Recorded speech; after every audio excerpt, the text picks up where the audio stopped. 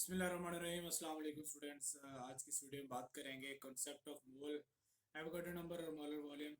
और इन्हीं तीनों टॉपिक से रिलेटेड जो है वो काफ़ी ज़्यादा क्वेश्चन पास्ट पेपर क्वेश्चन आ चुके हैं, वो भी मैंने शामिल किए हैं। चलिए देखते हैं हमारे पास सबसे पहले कॉन्सेप्ट ऑफ मोल। मोल क्या होता है, मोल का बैकग्राउंड क्या होता है। मोल जो है हम बेसिकली केमिस्ट्री के अंदर जो है वो क्या क्या स्टडी करते हैं। हम केमिस्ट्री के अंदर पढ़ते हैं एटम के बारे में, मालिक्यूल क्या होता है, आयन क्या होता है।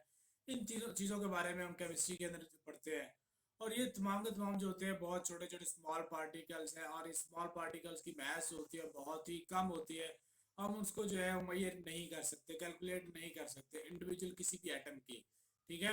और इसी वजह से साइंटिस्ट ने जो है एक स्टैंडर्ड सेट करके जो है बाकी जितने भी एलिमेंट है उनकी मैसेज को निकाल लिया, जिसको हम रिलेटिव एटॉमिक मास भी कहते हैं, जो कि हम पहले भी पढ़ के आए हैं। ठीक है। कार्बन 12 को ही स्टैंडर्ड क्यों रखा गया, ये बात पहले भी बताई थी कि कार्बन 12 जो होता है ये स्टेबल भी है, प्योर भी है, और अबंडेंस में सबसे ज़्यादा पाया जाता है। 98.99% जो है वो कार्बन 12 पाया जाता है। और ये ना तो ये लीस्ट, ना ही ये लीस्ट रिएक्टिव है, ना ही ये मोर रिएक्टिव है, मतलब मॉडरेट रिएक्टिव है। ठीक है। और उसके बाद जो है इसी कहते हैं कि क्योंकि ये वाली मैथ्स भी जो है हमारे लिए जो है वो क्या है कि मेजरेबल नहीं है। जो हम रिलेटिव एटॉमिक मास जो हम एएमयू में लिखते हैं, जिस यूनिट में लिखते हैं, हम उसको मेजर नहीं कर सकते हैं। ठीक है।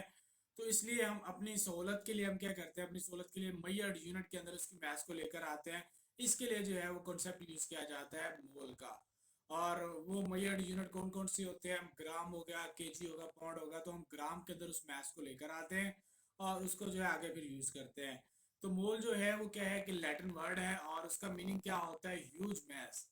लैटिन वर्ड है और उसका मीनिंग क्या होता है, ह्यूज मैस होता है। ठीक है। ये देखिए उसने लैटिन वर्ड है और ह्यूज मैस होता है मोल। अब उसके बाद मोल की डेफिनेशन की बात करें तो मोल की डेफिनेशन जो होती है वो मैं आप लोगों को सिंपल बता देता हूँ ओवरऑल भी, कि कोई भी एटम हो, मालिक्यूल हो, एटम है, मालिक्यूल है, कंपाउंड है। कंपाउंड आप लोगों के पास दो तरह से होते हैं। ठीक है। एक हमारे पास जिसके अंदर कोवलेंट बॉन्ड मौजूद होता है, और एक कंपाउंड होता है जिसमें आयनिक बॉन्ड मौजूद होता है। जो कोवलेंट होता है उसको नाम देते हैं मालिक्यूलर कंपाउंड। ठीक है। और जो आयनिक होता है उसका नाम देते हैं फार्मूला यूनिट। और चौथे नंबर पे आयंस होते हैं हमारे पास। अब वो कहता है कि इन चारों चीजों की जो है वो क्या है, एटम हो एटॉमिक फॉर्म में हो, मॉलिक्यूल हो, कंपाउंड हो या आयंस हो, इन चारों को जो है अगर हम इनकी मैस को ग्राम में लिख दें, इनकी मैस को अगर हम ग्राम में लिख दें तो ये क्या होगा, ये जो होगी ये 1 मोल के बराबर होगी उनकी मैस होगी। ठीक है। उनकी मैच जो होगी वो किसके बराबर होगी, 1 मोल के बराबर होगी। 1 मोल जो होगा वो कौन सा यूनिट है, ये अमाउंट ऑफ सब्सटेंस है, और इसका इसका जो यूनिट होता है मोल होता है। अमाउंट ऑफ सब्सटेंस का यूनिट मोल होता है। और ये जो होता है ये हमारे पास बेसिक क्वांटिटीज होती हैं। बेसिक क्वांटिटीज जो कि मेजर्ड वैल्यूज होते हैं, जैसे कि आप लोगों ने फिजिक्स में पढ़ा है ड्राइव्ड क्वांटिटीज और बेसिक क्वांटिटीज। तो ये बेसिक क्वांटिटी है जिसमें हम ग्राम में लिखते हैं, तो हमारे पास जो है वो यूनिट ये जो है वैल्यू जो है मेजरेबल है। जैसे कि एग्जांपल है वाटर है 18 ग्राम है, 1 मोल के बराबर है। सोडियम 23 ग्राम है, 1 मोल के बराबर है। इसी तरह से अगर हमारे पास जो है वो क्या हो, वाटर हमारे पास जो है वो 36 ग्राम हो, तो वो 2 मोल के बराबर होगा। ये कैसे पता चला कि मैच ज्यादा है, तो मोल कैसे निकालेंगे, तो हमारे पास फॉर्मूला मौजूद है मोल निकालने का, कि जो हमारे पास जो भी मैच हो उसको मोलर मैच से डिवाइड कर रहे हैं। 36 उसकी मैच दी गई थी, इसने कहा 36 ग्राम वो वाटर है, तो उसमें 2 मोल कैसे आते हैं, उसको उसकी एटॉमिक मैच से डिवाइड कर दें।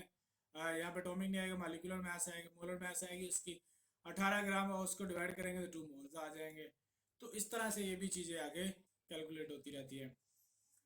अब वो जो चीज़ें मैंने आप लोगों को बताई है ना पीछे, ये वाले, ये एटम, मॉलिक्यूल, कंपाउंड और आयन, ये अब वन बाय वन जो है वो साथ साथ साथ एग्जाम्पल भी बता रहा है। देखें जरा कैसे।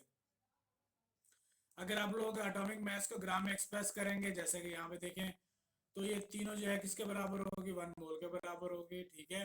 और इन तीनों की जो मैसेज है डिफरेंट है, लेकिन ये तीनों के तीनों 1 मोल के बराबर होंगे। ये बात याद रखिएगा। मैस डिफरेंट हो सकती है लेकिन होंगे सब के सब 1 मोल के बराबर।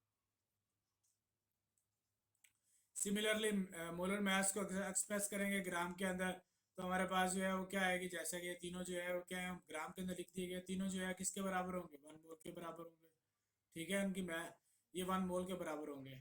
और इनमें भी जो है सेम प्रोसेस हो रहा है कि हर एक मॉलिक्यूल के अंदर क्या हो रहा है कि मास डिफरेंट है लेकिन तीनों के तीनों जो है 1 मोल के बराबर होंगे।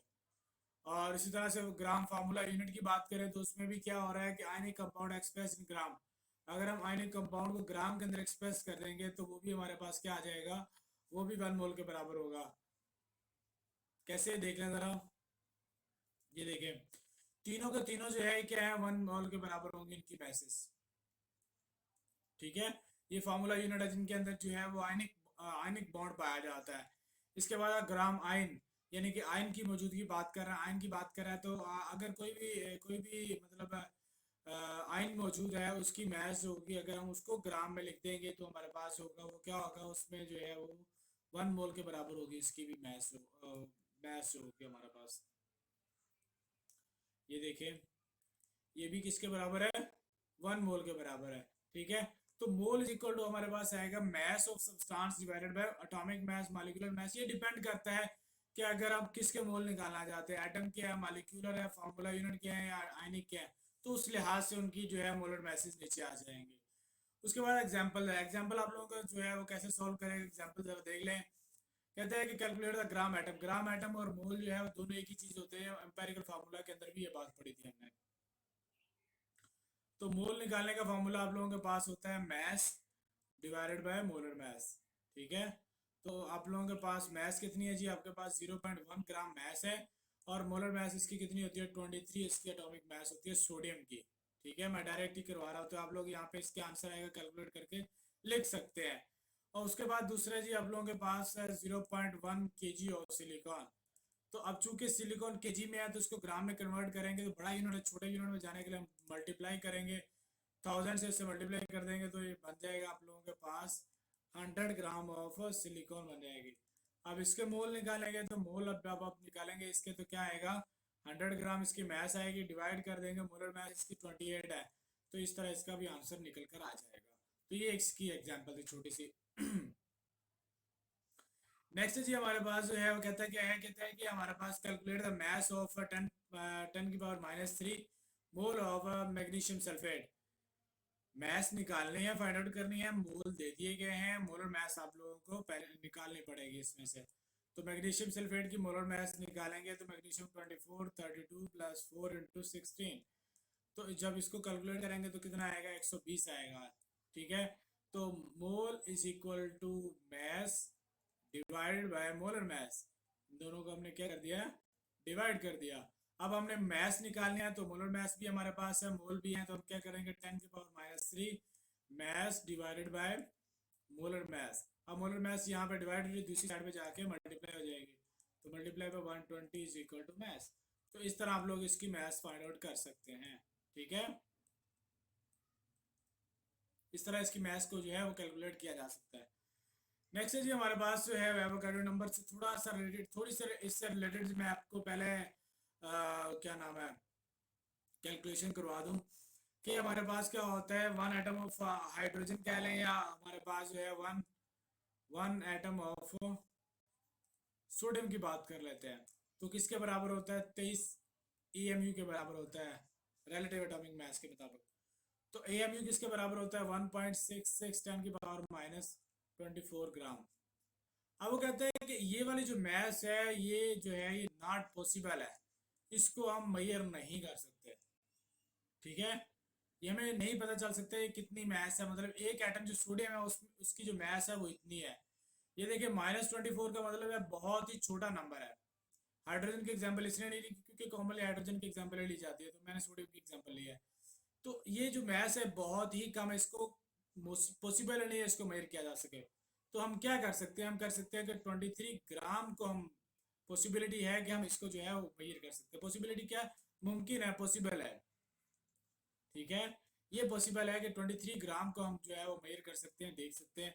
तो अब हमें एक एटम के अंदर इतनी मैस है, अब 23 ग्राम के अंदर कितने एटम्स होंगे ये हमें नहीं पता, तो हम क्या करेंगे x एटम ऑफ सोडियम, तो हम ये कैलकुलेट कर लेंगे। तो x इज इक्वल टू क्या आएगा 23 divided by x atom of sodium, 1 atom of sodium कह लें, atom of sodium 1 atom sodium. ठीक है, तो x is equal to 23 gram divided by 1 atom of sodium के कितनी मैस होती है जी 23 multiply by this number, 23 multiply by 1.66 10 की पावर माइनस 24 ग्राम। ग्राम ग्राम से कट जाएगा, 23 से कट जाएगा, और ये जो होगा वो क्या हो जाएगा, ये ऊपर आके क्या हो जाएगा, x is equal to 1 divided by 1.66 10 की पावर ऊपर ले जाएं 24 ग्राम हो जाएगा। जब इसको इसके ऊपर डिवाइड करेंगे तो आएगा 0.602 मल्टीप्लाई बाय 10 की पावर 24 ग्राम। और जब ये पॉइंट दूसरी साइड पर लेकर जाएंगे तो क्या आ जाएगा, 6.02 10 पावर 23 एटम्स। ये ग्राम मैंने फिर लिख दिया, ये एटम आएगा, ठीक है। तो ये एटम आएंगे यहाँ पे, और आप लोगों को इस चीज़ का पता होना चाहिए।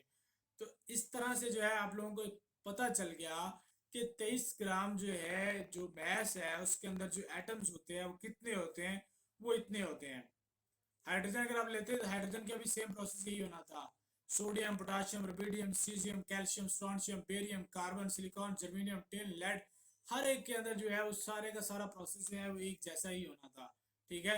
हर एक के अंदर जो है अगर उनकी मैस जो है ग्राम में है तो उसके अंदर जो नंबर ऑफ एटम्स होंगे वो क्या होंगे, वो इस नंबर के बराबर होंगे। और ये नंबर जो होता है वो क्या होता है, एवोगैड्रो नंबर कहते हैं इसको।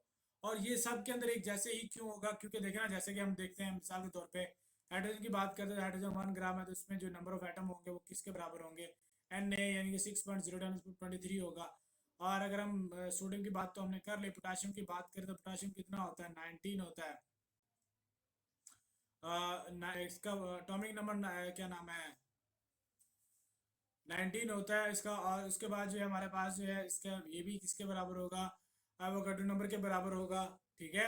एटॉमिक मास इसका पोटाशियम का 39 होता है। तो इसी तरह से हमारे पास है कार्बन है, हमारे पास 6 है तो इसका 6 ग्राम है, उसका भी उसमें भी यही होगा। हर एक के अंदर जो है वो अगर ग्राम में मैस लिख दी गई है तो उसमें हर एक के अंदर नंबर ऑफ एटम्स जो होंगे वो एवोगाड्रो नंबर के बराबर होंगे, ठीक है। हर एक की मैथ जो है वो डिफरेंट होगी, नंबर ऑफ आइटम सबके अंदर सेम होंगे। मिसाल देता हूँ, एक बाजार जाते हैं, एक दो अंडे दर्जन ले लेते हैं, लेमन दर्जन ले लेते हैं, मार्कर ले लेते हैं, पेन ले लेते हैं, ये दर्जन जो है वो प्लास्टिक की छोटी कार्स ले लेते हैं। अब यहाँ पे हर एक के अंदर देखें, हर एक की मैथ जो होगी वो डिफरेंट होगी, लेकिन उनमें क्वांटिटी जो होगी वो एक होगी। हर एक में अंदर एक हिस्सा जो है वो कॉमन है, वो 12 का, लेकिन हर एक की मैथ जो है वो डिफरेंट है। सेम प्रोसेस यहाँ पे भी हो रहा है कि हर एक की मैथ्स डिफरेंट है, लेकिन हर एक के अंदर नंबर ऑफ एटम जो है वो एक ही है, 6.0 × 10⁻23 हो गए। तो उम्मीद है कि आप लोगों को कुछ समझ आ गई होगी। तो एवोगाड्रो नंबर जो होता है वो एक ऐसा नंबर है जिसमें आप लोग जो है वो किसी भी एलिमेंट के अंदर आप लोगों को जो है एटम है वो कितने हैं वो पता चल जाता है, कंपाउंड के अंदर मालिक्यूल कितने हैं, उसके बाद सब्सटेंस के अंदर आयंस कितने हैं। तो इसकी डेफिनेशन कुछ इस तरह से है, ठीक है। तो ये आप लोगों को पता होना चाहिए। यहाँ पे उसने वैसे बता भी दिया है कि कोई भी आपके पास एटॉमिक फॉर्म में है उसकी मैस जो है वो क्या है, ग्राम में है, वो 1 मोल के बराबर है। ये बात पीछे हम पढ़ के आए हैं। मैस जो है ग्राम में 1 मोल के बराबर है। अगर 1 मोल के बराबर होगा तो उसमें नंबर ऑफ एटम इतने होंगे। ये आप लोगों ने बात माइंड में बिठा लेनी है। कोई भी चीज ग्राम में 1 मोल है तो फिर वो क्या होगी, वो उसमें नंबर ऑफ एटम जो होंगे वो इतने ही होंगे। जैसा कि यहाँ पे सोडियम में भी बता दिया गया, पोटाशियम में भी बता दिया गया। तो सोडियम की एग्जाम्पल मैंने सोल्व करके दी आप लोगों को, तो आप लोगों को इससे अंदाजा होना चाहिए कुछ ना कुछ। उसके बाद जी हमारे पास जो है वो क्या होगा, क्वेश्चन आ जाता है 23 gram of sodium is and 238 gram of uranium have equal number of atom in them. दोनों में नंबर ऑफ एटम जो है वो बराबर होते हैं। तो आप लोगों को पता है कि मैथ्स डिपेंड नहीं करती, दोनों की मैथ्स जो है दोनों जो है चूंकि 1 मोल के बराबर होंगे तो दोनों में नंबर ऑफ एटम बराबर होंगे, ठीक है। कैसे, अब यहाँ पे देखें सोडियम भी 23 ग्राम है, 238 ग्राम यूरेनियम है, दोनों जो है 1 मोल के बराबर है। जब 1 मोल के बराबर होंगे तो क्या होगा, उनमें क्या होगा, ये देखिए यहाँ पे वैसे भी बता भी दिया उसने, दोनों जो है ये भी 1 मोल के बराबर है, ये भी 1 मोल के बराबर है, दोनों जो है इसमें नंबर ऑफ एटम दोनों में सेम है। तो इसका आंसर भी इस तरह से आप लोगों ने इसको याद रखना है। नेक्स्ट है, जिस तरह मालिक्यूल की बात करते हैं, हमारे पास एवोगाड्रो नंबर मालिक्यूल की अगर मैस जो है वो ग्राम में लिख देंगे तो 1 मोल के बराबर होगा। 1 मोल के अंदर जो है 6.0 × 10⁻23 जो है वो मालिक्यूल होते हैं, पावर में आएगा नंबर 23 जो है, ठीक है। ग्लूकोज हो गया, फ्रुक्रोज हो गया, सारी इसी तरह। तो अब इसके बाद जो है हमारे पास बात आती है, नेक्स्ट क्वेश्चन एक और है कि कहते हैं कि 180 ग्राम ग्लूकोज हो, 342 ग्राम ऑफ सुक्रोज हो, दोनों में नंबर ऑफ मॉलिक्यूल सेम है। ये बात तो हमने पहले भी देख लिया है कि दोनों जो है 1 मोल के बराबर है तो उनमें नंबर ऑफ मॉलिक्यूल जो है वो दोनों में सेम है। अब वो कहता है कि दोनों में नंबर ऑफ एटम जो है वो डिफरेंट होते हैं, but different number of atom present in them. Justify करें कि नंबर ऑफ एटम जो है वो कैसे इनमें डिफरेंट है। तो नंबर ऑफ एटम जो है वो देखिए ग्लूकोज जो होता है वो क्या आता है, 6, 12 और 6, इन तीनों को प्लस करेंगे 24 आता है। ठीक है, और total number of atom of glucose होगा वो क्या होगा, 24 मल्टीप्लाई बाय दिस नंबर। लेकिन सुक्रोज की बात करें तो सुक्रोज में एटम जो होते हैं वो 45 होते हैं। कैसे, 12 और 22 कितने हो गए, 32। 12 और 22 के हो गए आप लोगों के पास 34।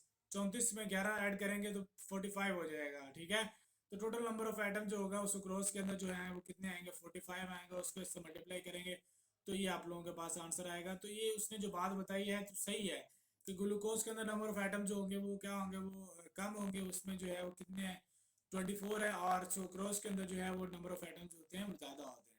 तो ये आप लोगों ने इसका आंसर लिखना है।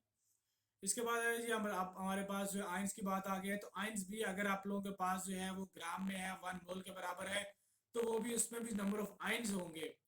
एटम मॉलिक्यूल्स आइंस है, तो आइंस उसमें भी क्या होंगे, 1 मोल के बराबर है। तो हमारे पास क्या होगा, उसमें भी 6.023 जो है वो आइंस होंगे। तो ये भी आप लोगों ने बात याद रखनी है। और 6.02 reference refers to the 1 mole of a substance. ये सिर्फ और सिर्फ लिंक्ड किसके साथ है, 1 मोल के साथ जुड़ा हुआ है। और उसको हम क्या कहते हैं, एवोगाड्रो नंबर कहते हैं। और उसको हम डिनोट करते हैं Na से डिनोट करते हैं। और इसके लिए फॉर्मूला भी हमारे पास है, नंबर ऑफ पार्टिकल निकालने का, एटम मॉलिक्यूल आयंस वगैरह निकालने का। उसके बाद magnesium is twice heavier than the carbon atom. तो आप लोगों को वैसे भी पता है मैग्नीशियम का मास होता है 24, और कार्बन का मास होता है जी आपके पास कितना होता है, 12 होता है। ठीक है, तो उसकी जो मैस है दोनों की, कार्बन की मैस 12 है, उसकी 24 है। तो जाहिर सी बात है कार्बन जो होगा वो हल्का होगा, मैग्नीशियम जो होगा वो 12 होगा। उसका वेट जो होगा वो ज़्यादा होगा। तो आप लोगों ने इसका आंसर जो है वो यही लिखना है कि चूंकि एटॉमिक मास जो है कार्बन का 12 है, मैग्नीशियम का 24 है, और उनमें नंबर ऑफ एटम भी जो होंगे वो क्या होंगे दोनों में, लेकिन नंबर ऑफ एटम दोनों में सेम है, लेकिन फिर भी मास जो है उसकी ज़्यादा है। ठीक है, एटॉमिक मास के लिहाज से आप लोगों ने उसको बता देना। उसके बाद एक और सवाल है, कहते हैं कि 1 mole of sulphuric acid should completely react with 2 mole of sodium hydroxide. जैसा कि यहाँ पे देखें H2SO4 है ना, यहाँ पे देखें H2SO4 को ब्रेक करेंगे 2H प्लस है, और SO4 2 माइनस है। और Na को हम ब्रेक करते हैं, कितने Na को कहता है कि 2 मोल है। यहाँ पे बड़ी इंपॉर्टेंट बात है कि 2Na प्लस और 2OH नेगेटिव है। ये बात, ये हमने दो चीज़ें चाहिए। उसने कहा है कि 1 मोल ऑफ सल्फ्यूरिक एसिड है, 1 मोल है, 1 मोल की बात कर रहा है। ये 2 मोल की बात कर रहा है जी, 2 मोल ऑफ सोडियम हाइड्रोक्साइड है। तो ये कहता है कि 2 मोल सोडियम हाइड्रोक्साइड के हैं, 1 मोल सोडियम हाइड्रोक्साइड का है, 2 मोल जो है वो सोडियम, 2 मोल जो है वो क्या है, सोडियम हाइड्रोक्साइड का है, 1 मोल जो है सल्फ्यूरिक एसिड का है। वो कंप्लीटली तौर पे रिएक्ट कर जाते हैं। एवोगाड्रो नंबर इसको कैसे एक्सप्लेन करता है, एवोगाड्रो नंबर इस तरह एक्सप्लेन करता है, चूंकि अब देखे ना, 2 आयन्स है इसके, 2H प्लस है, तो ये 2 मल्टीप्लाई बाई क्या हो जाएगा, 6.023 हो जाएगा। ठीक है, और इसमें भी ये क्या होगा, ये चूंकि 2 हाइड्रोक्सिल आयन है तो 2 इसमें भी 6.023 आ जाएगा। ठीक है, तो दोनों जो होंगे वो क्या होंगे, दोनों जो है वो नंबर ऑफ एटम दोनों में सेम हो जाएंगे। तो यहाँ पे भी उसने वही बताया है कि जब आयनाइज होगा 2 मोल पॉजिटिव आयन बनेंगे, और उसके लिए 2 मोल ही नेगेटिव चाहिए होंगे, जो कि सोडियम हाइड्रोक्साइड 2 आयन दे देता है। और एवोगाड्रो नंबर के मुताबिक कि हमारे पास जो है 1 मोल सोडियम सल्फ्यूरिक एसिड जो है उसमें जो है वो क्या होता है, ये नंबर इससे मल्टीप्लाई हो रहा है। और जो यील्ड होती है हाइड्रोक्सल आयन की में, उसमें 2 मोल होते हैं हाइड्रोक्सल आयन के, और उससे इस तरह मल्टीप्लाई किया जाता है नंबर। सिंपल आप लोगों ने याद रखना है। और नीचे उसने जैसे बता भी दिया है कि equal number of positive and negative, equal number of दोनों में पॉजिटिव और नेगेटिव नंबर ऑफ पॉजिटिव और नेगेटिव जो होंगे वो बराबर होंगे। और 1 mole of sulphuric acid should completely react with 2 mole of sodium hydroxide. इस तरह जो है वो 1 मोल सोडियम का 2 मोल जो है वो सोडियम, 1 मोल सल्फ्यूरिक एसिड का 2 मोल सोडियम हाइड्रोक्साइड के साथ क्या कर जाएगा, रिएक्ट कर जाएगा मुकम्मल तौर पे। एक और सवाल है कि हमारे पास जो है वो कहता है 4.9 ग्राम ऑफ सल्फ्यूरिक एसिड है। ठीक है, और वो कहता है मुकम्मल तौर पे वाटर के अंदर हल हो जाता है, लेकिन उसमें जो पॉजिटिव और नेगेटिव आयन चार्जेस हैं वो बराबर हैं। सवाल गौर से सुनिएगा, कहता है कि पॉजिटिव नेगेटिव चार्जेस बराबर है, लेकिन पॉजिटिव नेगेटिव आयन बराबर नहीं है। कैसे, पॉजिटिव आयन जो है वो ज्यादा है, और नेगेटिव आयन जो है वो कम है। जस्टिफाई करें, वजाहत करें सवाल की। तो सबसे पहले तो उसने जो मैथ्स दी हुई है उसके मैथ्स के हम क्या कर लेंगे, मोल निकाल लेंगे। मोल आप लोगों के पास आ गए 0.05। मोलर मास इसकी 98 होती है सल्फ्यूरिक एसिड की। तो हमने इसको इक्वेशन लिखी तो 2H प्लस सल्फेट है। अब देखिए यहाँ पे 2 मोल है इसके, H प्लस आयन के 2 मोल है और इसके जो है वो 1 ही मोल है। ठीक है, आयन का जो है। तो उसमें जो होगा हमारे पास क्या होगा कि इसका 4.9 ग्राम में जो नंबर ऑफ मोल है वो इतने हैं। और इसमें जो है 2 से मल्टीप्लाई करेंगे तो 0.1 मोल आता है और ये 0.05 है। अब वो कहता है क्या है, कहता है कि हमारे पास अगर मुकम्मल तौर पे हल हो जाते ये दोनों, उसके लिए होना ये चाहिए था कि जितने 0.1 मोल ऑफ पॉजिटिव चार्जेस हैं और 0.1 मोल ऑफ नेगेटिव चार्जेस होने चाहिए थे अगर ये मुकम्मल तौर पे आयनाइज होना चाहते थे। तो उसके लिए क्या होना चाहिए था, यहाँ पे 2 होना चाहिए था, तो फिर ये 0.1 होता। ठीक है, ये 2 होता, 0.1 होता, तो यहाँ पे 2 होना चाहिए था, मतलब 2 मोल नेगेटिव भी होने चाहिए थे। तो नेगेटिव तो नहीं है, नेगेटिव नहीं है, बल्कि क्या है, 2 पॉजिटिव है, 1 नेगेटिव है। तो उसमें आप लोग बताएंगे पॉजिटिव नेगेटिव चार्जेस बराबर हैं लेकिन आयन्स बराबर है नहीं है। क्यों? क्योंकि यहाँ वैसे भी आप लोगों का अंदाजा हो रहा है कि देखें 2 आयन है हाइड्रोजन के, लेकिन सल्फेट का 1 ही आयन है। तो यहाँ पे देखें, कहता है कि produce 0.1 mole of H plus ion, 0.1 mole of H plus ion and 0.5 mole of sulphate ion. इन 2 मोलों से अंदाजा हो रहा है कि उसमें जो है वो क्या है, आयन की तादाद जो है वो क्या है, वो कम है, एक में ज्यादा एक में कम है। ठीक है, तो इसकी आप लोगों ने ये एक्सप्लेनेशन बतानी है उसकी कि किस तरह जो है ए जो है वो पॉजिटिव आयन जो है वो ट्वाइस है नेगेटिव आयन से। उसके बाद एक और सवाल है, कहता है कि prove that 1 mole of each nitrogen carbon dioxide hydrogen contain equal number of molecule. तो जब चूंकि उसने 1 मोल का हवाला दे दिया है, बता दिया है 1 मोल है, तो जब 1 मोल हो गए तीनों चीजें तो तीनों में क्या होगा, इक्वल नंबर ऑफ मॉलिक्यूल आ जाएंगे। तो इस सवाल में बताने वाली ज्यादा तो कुछ भी नहीं है। एवोगाड्रो नंबर में कहता है कि 1 मोल हो तो कोई भी मॉलिक्यूल हो, एटम हो, ग्राम में लिखे 1 मोल है तो वो क्या होगा, उसमें जो नंबर ऑफ मॉलिक्यूल होंगे वो सबके सब सबके अंदर एक जैसे होंगे, जैसा कि यहाँ पे उसने बता भी दिया 6.023 होंगे। एक और सवाल है जी, 1 milligram of potassium carbonate potassium chromate है has thrice the number of ions than the number of formula units when ionized in water। कहते हैं जब आप पानी के अंदर उसको आयनाइज करते हैं पोटाशियम कार्बोनेट को, तो वो टूट कर 3 आयन बना लेता है। कैसे बनाता है आप लोगों ने बताना है। तो आप लोगों ने जस्टिफाई करना है कि इस तरह जो है वो ब्रेक होता है। ठीक है, 2 आयन पोटाशियम पॉजिटिव आयन बनते हैं, 1 नेगेटिव आयन बनता है। ठीक है, और जो नंबर ऑफ आयन जो है thrice the number of formula unit, 3 जो है वो नंबर ऑफ आयन बन जाते हैं फार्मूला यूनिट से। एक फार्मूला यूनिट से जो है वो क्या बनते हैं, 3 नंबर ऑफ आयंस बन जाते हैं। और उनकी जो है वैल्यूज जो है 1 milligram will have the same values, उनकी वैल्यूज होती है वो सेम होती है। एक और सवाल है जी, यहाँ पे कैलकुलेट करते हैं। कहता है calculate the number of mole. तो मोल आप लोगों ने फाइंड आउट करना है। तो मोल आप लोगों के पास क्या होता है, मैस ओवर मोलर मैस, ये आप लोगों ने करना है। तो मैस आप लोगों के पास दे दी गई है 9 ग्राम है। मोलर मैस आप लोगों ने निकालनी है। तो मोलर के मैस आप लोगों को पता होना चाहिए 24 प्लस नाइट्रोजन होता है 14 प्लस 3 है और 16, और उसके बाद ओवरऑल मल्टीप्लाई भी होगा 2 से, और ये आता है जी आप लोगों के पास 148। तो यहाँ पे इसको 148 से डिवाइड करेंगे तो यहाँ पे नंबर आ जाएगा कुछ भी। ठीक हो गया, ये मोल आ जाएंगे। अब आप लोगों ने कहता है कि calculate the number of moles of oxygen atom, और ऑक्सीजन एटम भी निकालने हैं आप लोगों ने। तो इसमें देखें जरा ऑक्सीजन के एटम कितने हैं, 3 ऑक्सीजन, यहाँ पे 2 मल्टीप्लाई हो रहा है तो 6 ऑक्सीजन के एटम है। तो यहाँ पे जो नंबर आएगा 0.06 आएगा मेरा ख्याल है।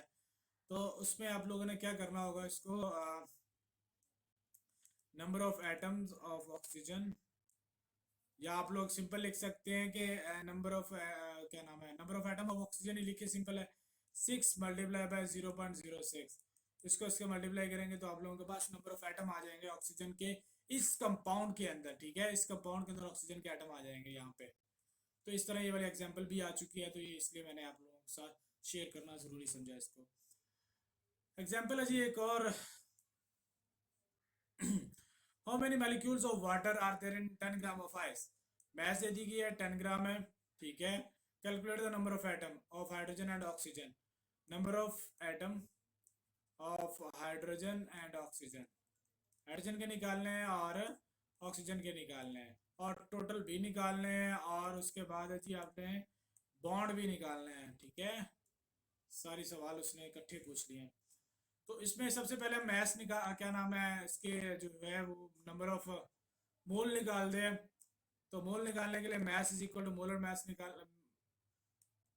मैथ्स दे दी कि 10 ग्राम में मोलर मैथ्स इसकी कितनी थी, 18 होती है। तो 1.8 आ गई इसकी मैथ्स आ गई, मोल आ गए। इसके आप लोग नंबर ऑफ मालिक्यूल निकालेंगे। नंबर ऑफ मालिक्यूल के लिए क्या करना पड़ेगा, मोल मल्टीप्लाई बाय एन नहीं करना पड़ेगा, मोल मल्टीप्लाई बाय एन है। 1.8 मल्टीप्लाई बाय 6.0 टन है, 23 आ जाएगा। ठीक होगी बात। अब इसमें क्या होगा, इसमें आप लोग आपके पास जो आंसर आएगा वो ये आएगा, क्या आंसर आएगा, एक मिनट में देख लूँ। 3.31 आता है जी, 3.31 मल्टीप्लाई बाय 10⁻23 आता है। ठीक है, ये आ गए इसके मोल आ गए। अब वो कहता है कि एक 1 molecule of water, 1 molecule of H2O contain hydrogen atom. उसमें कितने एटम होंगे, 2 होंगे। तो हमारे पास जो है वो 3.31 multiply by 10⁻23 molecule of water contain hydrogen atom 2 multiply by 3.31 10⁻23 आएगा, और ये आंसर आएगा जी 6.68 10⁻28 आ जाएगा। और इसी तरह से हम क्या करेंगे, 1 molecule of water contain hydrogen contain oxygen atom. Oxygen atom कितने होते हैं एक मॉलिक्यूल के अंदर, वो होते हैं एक होता है। तो हमारे पास 3.31 मॉलिक्यूल के अंदर कितने होंगे उसके ऑक्सीजन के मॉलिक्यूल एटम होंगे। तो इसको सिंपल इसके साथ मल्टीप्लाई कर देंगे, 3.31 मल्टीप्लाई बाय 23 आ जाएगा, और ये आएगा 3.31 मल्टीप्लाई बाय 23। अब इन दोनों को जो है आपने प्लस कर देना है, तो क्या आ जाएगा, टोटल नंबर ऑफ एटम्स आ जाएंगे। ये तो हो गया यहाँ तक। हमने हाइड्रोजन के भी निकाल लिया, ऑक्सीजन के भी निकाल लिए, टोटल भी निकाले, दोनों को प्लस करेंगे टोटल आ जाएगा। बॉन्ड की बात करते हैं। बॉन्ड आप लोगों को पता है कि हमारे पास क्या होते हैं, उसमें 2 बॉन्ड होते हैं। एक तो ये वाला होता है, एक ये वाला, 2 बॉन्ड होते हैं हमारे पास वाटर के अंदर। तो हम क्या करेंगे, इसमें जो है वैसे ही सोल्व कर लेंगे इसको। हम सिंपल इसको ऐसे लिखेंगे कि 1 molecule of water contain bond, हमारे पास क्या होगा, 1 molecule of water contain bond is equal to 2, and 3.31 molecule of water contain bond, तो हम 2 से इसको मल्टीप्लाई कर देंगे। तो 3.31 मल्टीप्लाई बाय 10⁻23, तो यही सेम आंसर आ जाएगा, 6.68 जो है वो आंसर आ जाएगा इसका, मल्टीप्लाई 10⁻23। तो इस तरह जो है क्या आ जाएंगे, इसके बॉन्ड भी आ जाएंगे। तो ये सारी चीज़ें जो है, ये है थोड़ी है सिंपल है, लेकिन थोड़ी सी लेंथी थी इसलिए। अब बात आ गई लास्ट पे हमारे पास मोलर वॉल्यूम। बहुत इंपॉर्टेंट टॉपिक है। इस तरह से कहता है कि ये सिर्फ और सिर्फ गैसेस के ऊपर अप्लाई होता है, पहला पॉइंट ये है। दूसरा ये है कि मोलर वॉल्यूम जो होता है, किसी भी एक मोल का वॉल्यूम होता है। कोई भी गैस हो, उसका एक मोल हो, वो उसका जो वॉल्यूम होता है उसका हम मोलर वॉल्यूम कहते हैं। और उसके बाद ये भी बात है कि एक मोल जो हो, वो जो है गैस जो है वो आइडियल गैस होनी चाहिए। ठीक है, एक मोल होनी चाहिए गैस, आइडियल गैस होनी चाहिए, और एसटीपी के ऊपर होनी चाहिए। एसटीपी क्या होता है, standard temperature and pressure. Standard temperature and pressure unit कौन से होते हैं, देख लें जरा। Standard temperature pressure unit, standard temperature 0 degree है, 32 फारेनहाइट है, 273 केल्विन है। टेम्परेचर जो है, प्रेशर जो है 1 atm है। तो कोई भी गैस इन तीनों पॉइंट के ऊपर होगी तो उसका जो वॉल्यूम होगा वो इतना होगा। ठीक है, ये फिक्स है। ये क्या है, फिक्स है।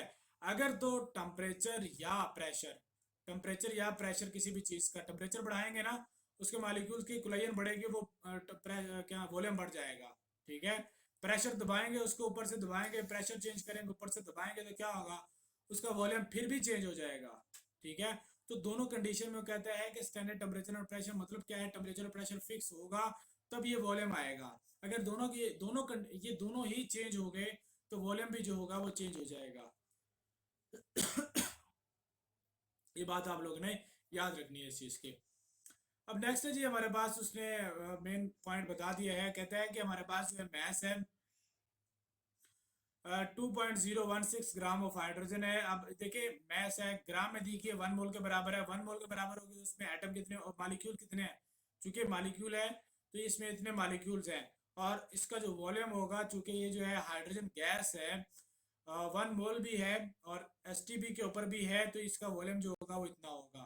तो 2-3 कंडीशन है। पहले तो आप लोगों ने चेक करना है कि ये जो है 1 मोल होनी चाहिए। ठीक है, 1 मोल दूसरे नंबर पे एसटीपी के ऊपर होनी चाहिए, और फिर उसका वॉल्यूम जो होगा ये होगा।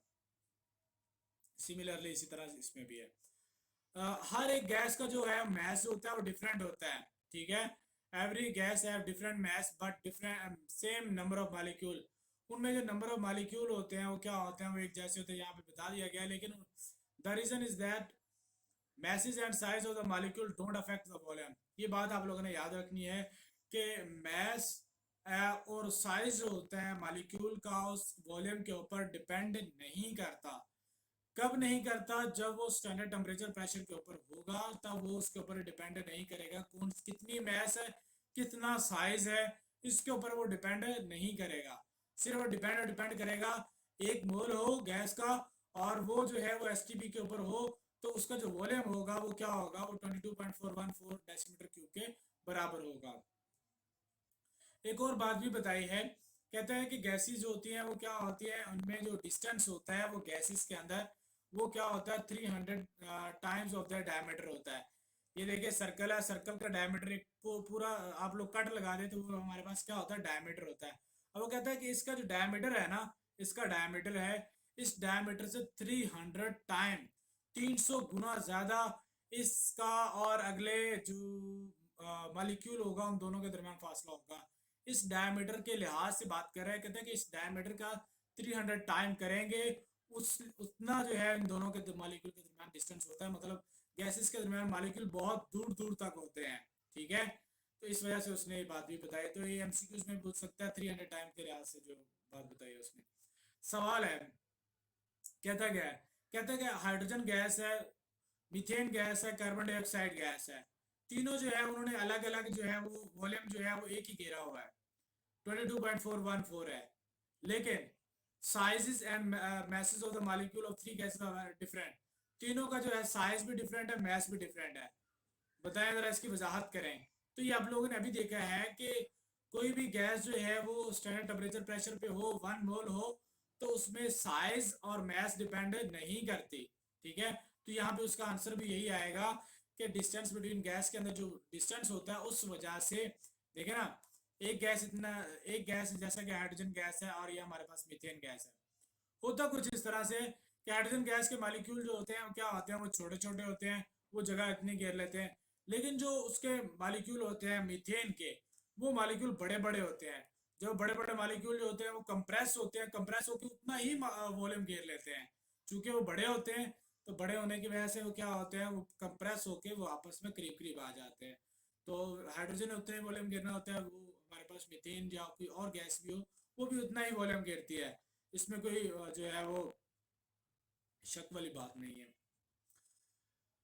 नेक्स्ट जी क्वेश्चन है जी, nitrogen and carbon mono carbon carbonyl have number of electron same number of electron proton and neutron. तो ये आप लोगों ने इसको प्रूव करके बताना है। इसमें बताने वाली ज़्यादा बातें नहीं है, मैं आप लोगों से क्वेश्चन जो है वैसे शेयर कर दिया, लिख लें आप लोग, याद कर लीजिएगा इसको। कि हमारे पास जो होता है वो क्या होता है, नाइट्रोजन के अंदर जो है वो क्या होता है, नाइट्रोजन के अंदर 7 इलेक्ट्रॉन होते हैं, 7 प्रोटॉन होते हैं, 7 ही न्यूट्रॉन होते हैं, ठीक है। क्योंकि दो नाइट्रोजन है तो दोनों के अंदर अलग अलग आएंगे तो 14 इलेक्ट्रॉन आएंगे। इसी तरह इसमें जो है वो क्या है कि इसमें कार्बन जो होता है, कार्बन का एटॉमिक नंबर 6 होता है, 6 इलेक्ट्रॉन, 6 प्रोटॉन, 6 न्यूट्रॉन होते हैं। ऑक्सीजन के अंदर 8 इलेक्ट्रॉन, 8 प्रोटॉन, 8 न्यूट्रॉन होते हैं। और इनको जो है वो दोनों को प्लस करेंगे 14 आएगा। इसी तरह से ये सारा कैलकुलेट होगा, और दोनों के अंदर इलेक्ट्रॉन, प्रोटॉन और न्यूट्रॉन की तादाद जो होगी वो क्या होगी, वो सेम होगी। ये बात आप लोगों ने याद रखनी है। नेक्स्ट जी हमारे पास इसका जो है नेक्स्ट क्वेश्चन है जी, कहता क्या है, कहता है कि 1 मोल वाटर का है आपके पास, उसमें 2 मोल जो है वो उसके बॉन्ड है, 3 मोल जो है उसके वो एटम है, ठीक है। और 10 मोल जो है उसके इलेक्ट्रॉन है, 28 मोल उसके फंडामेंटल पार्टिकल्स हैं। अब इसको एक्सप्लेन करना आपने, बताना है वन बाय वन करके कैसे कैसे है ये। तो उसमें आप लोगों ने बताना होगा कि आप लोगों के पास वाटर जो होता है वो आप लोगों के पास इस तरह है, ये, ठीक है। इसमें 2 बॉन्ड होते हैं, ये उसने बता भी दिया, 2 बॉन्ड है, ठीक है। और उसमें जो होते हैं वो कितने मोल हैं जी, 3 मोल होते हैं जी। नेक्स्ट उसने बताया जो 3 मोल होते हैं एटम्स के। चौथे पॉइंट में उसने कहा है कि उसमें 10 मोल होते हैं किसके, इलेक्ट्रॉन्स के। 3 मोल किसके होते हैं, एटम्स के। देखिए 3 एटम है इसमें, 2 हाइड्रोजन के एटम है, एक ऑक्सीजन के एटम है, 3 मोल हो गए। और इसमें कहता है इलेक्ट्रॉन के लिहाज से इसके 10 मोल है। तो देखिए 8 मोल ये हो गए, 2 ये 10 हो गए। उसके बाद है जी हमारे पास नेक्स्ट है जी कहता है कि 28 moles of total fundamental particle, 28 fundamental बुनियादी पार्टिकल है इसके अंदर। तो इसमें कैसे हैं जरा देख लेते हैं। हमारे पास एक हाइड्रोजन के अंदर एक इलेक्ट्रॉन होता है, एक प्रोटॉन होता है, ठीक है। और ऑक्सीजन के अंदर 8 इलेक्ट्रॉन होते हैं, 8 प्रोटॉन होते हैं, और 8 ही न्यूट्रॉन होते हैं। तो उनके जो प्लस करेंगे 24 है, इसमें 4 आता है। एक हाइड्रोजन में एक इलेक्ट्रॉन एक प्रोटॉन है, ठीक है। मतलब ये दो हो गए। तो दो हाइड्रोजन के अंदर कितने होंगे, वो 4 हो जाएंगे। 4 ये हो गए, 24 ये हो गए। तो टोटल फंडामेंटल पार्टिकल कितने हो गए, 28 हो गए। तो ये सारी आप लोगों ने चीज़ें लिखनी है, आप लोगों ने इसका आंसर बताना है इस क्वेश्चन का। लग रहा होगा लेंथी है, लेकिन बहुत आसान है। उसके बाद एग्जाम्पल है, लास्ट पे एग्जाम्पल आ गई है हमारे पास। अब चूंकि जो है हमारे पास जो कहते हैं कि एक गैस है जो कि एक कंटेनर के अंदर बंद है, और उसका वॉल्यूम जो होगा वो 500 सेंटीमीटर क्यूब है। एसटीपी के ऊपर है जो गैस आप लोगों के पास, ठीक है। और उसका मैस जो होता है वो कितना आता है जी, 0.72 ग्राम आता है उसका मैस। और कहता है what is the molar volume, उसका मोलर वॉल्यूम कितना होगा वो आप लोगों ने बताना है। तो मैस आप लोगों को दे दी गई 0.72 ग्राम है, और वॉल्यूम इतना दे दिया गया। अब सेंटीमीटर में भी दिया गया है और वॉल्यूम 500 दिया गया है। अब इसको सॉल्व कैसे करेंगे। हमने ये बात की थी कि 22.414 डेसीमीटर क्यूब अगर वॉल्यूम हो, या हम इसको जो है वो हम डेसीमीटर को सेंटीमीटर में चेंज करेंगे, तो हमारे पास इसको 1000 से मल्टीप्लाई करेंगे तो क्या आएगा, वो आएगा 22414, पॉइंट खत्म हो जाएगा और सेंटीमीटर पे आ जाएगा ये, ठीक है। तो इस तरह जो है ये आएगा। अब इसमें जो है वो क्या होगा, कहते हैं कि ऑफ आइडियल गैस, कोई भी आइडियल गैस होगी तो वो क्या होगी हमारे पास जो है वो किसके बराबर होगी, इसमें जो 1 मोल के बराबर। 1 मोल के अंदर जो वॉल्यूम होता है वो इतना होता है, ये आप लोगों को पता है ना। अब इसमें कहता है कि 1 सेंटीमीटर की अगर हम बात कर लें, 1 सेंटीमीटर आइडियल गैस के अंदर वॉल्यूम होगा तो कितना होगा, 22414 सेंटीमीटर क्यूब। सेंटीमीटर में क्यों लेकर आए, क्योंकि हमारे पास वॉल्यूम भी सेंटीमीटर में है। तो 500 centimetre cube into is equal to हमारे पास क्या आएगा, 22414 सेंटीमीटर क्यूब। मिस्टेक होगी, यहाँ पे 1 आएगा। यहाँ पे 1 मोल की बात कर रहे हैं, तो 1 मोल डिवाइडेड बाई 22.414। और हमारे पास क्या आएगा, इसको मैं जरा एक दफ़ा दोबारा से रिपीट क्वेश्चन करवा देता हूँ, देखें जरा। कहता क्या है, ये क्या है, ये रहा है हमारे पास कि अगर हमारे पास इतना वॉल्यूम है तो 1 मोल के बराबर है। अगर हमारे पास 1 सेंटीमीटर क्यूब होगा तो हमारे पास क्या होगा, 1 डिवाइडेड बाई 22.414 सेंटीमीटर क्यूब आ जाएगा। और चूंकि हमारे पास 500 की बात करें तो 500 को ही लेकर सॉल्व करेंगे, तो 500 होगा तो हमारे पास क्या आएगा, 122.414 मल्टीप्लाई बाय 500। तो अब इसको हम कैलकुलेट करेंगे तो ये आंसर आएगा 0.02223 मोल। अब ये आ गया, मोल आ गया, ठीक है। मैथ आपके पास है, मोल भी आ गया, मोलर मैथ आप लोग निकाल सकते हैं। तो mole is equal to mass divided by molar mass, ठीक है। तो हमारे पास जो है वो क्या होगा, मोलर मैस निकाले, मोलर मैस उधर ले जाए, मोल इधर ले आए, तो मोलर मैस। तो हमारे पास क्या आएगा जी, मैस जो है हमारे पास 0.72 ग्राम डिवाइडेड बाय मोल कितने हैं, 0.0223 मोल है। जब इन दोनों को डिवाइड करेंगे तो आप लोगों के पास इसका जो है वो क्या आ जाएगा, आंसर आ जाएगा। तो इस तरह से जो है आपने जो है वो क्या किया, हमारे पास जो है वो क्या है, आज का लेक्चर जो है वो कंप्लीट होता है। तो आप लोग इसको जो है वो यहाँ पे जितने भी क्वेश्चन दिए गए हैं इसको अच्छे से आप लोग इनको लिखें, इनको जो है वो समझने की कोशिश करें, ये बहुत ज़्यादा इंपॉर्टेंट है। पहले चैप्टर में से इन्हीं तीनों टॉपिक में से ज़्यादा क्वेश्चन आ चुके हैं, ये वाले शॉर्ट क्वेश्चन। अगर आप लोगों को टॉपिक की समझ आई हो तो आप लोग लाइक करें, शेयर करें, और अपना ख्याल रखें। अपने इस चैनल का। अल्लाह हाफिज़।